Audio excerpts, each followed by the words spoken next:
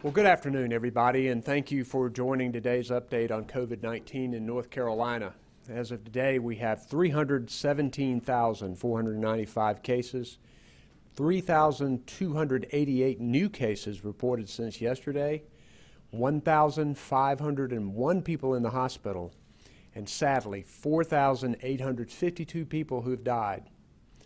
As North Carolina families wrestle with the sickness and death caused by this virus, we keep them in our prayers and send strength their way. North Carolina's COVID-19 numbers remain too high. Our percent positive has crept back up to around 8%. The weekend saw our highest day of reported cases, and today we have the highest rate of hospitalizations since the pandemic began. These are numbers we cannot ignore.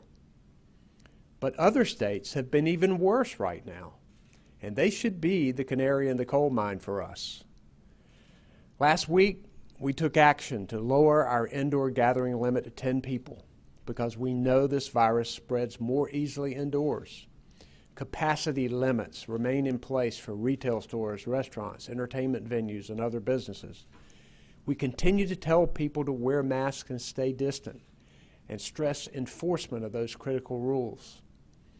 Today, we're introducing a county alert system to identify North Carolina counties with the highest levels of community spread and offer specific recommendations for how working together with us can bring down their numbers.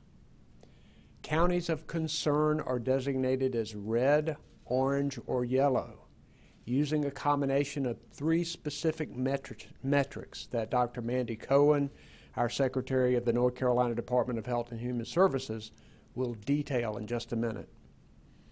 These are from the same set of metrics that we use every week to give an update on how North Carolina is doing with COVID-19. This system will help our counties make decisions about what more can be done to slow the spread of the virus. The system also includes additional recommendations for individuals, businesses, community organizations, and public officials on actions that they should take.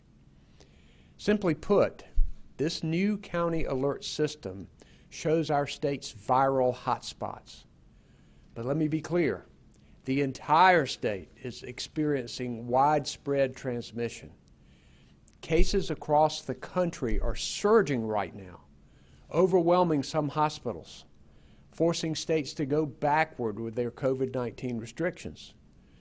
Right now, North Carolina's metrics are increasing, not surging, but a surge can happen quickly. If officials, business, community, and faith leaders, and people who live in these orange and red counties can work with us to take effective action to bring down their numbers, we can protect our state's hospital system and save lives.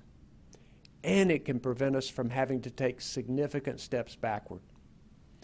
I'd like to ask Dr. Cohen to present more detail on how the state developed this map and what we're recommending to these counties. Dr. Cohen?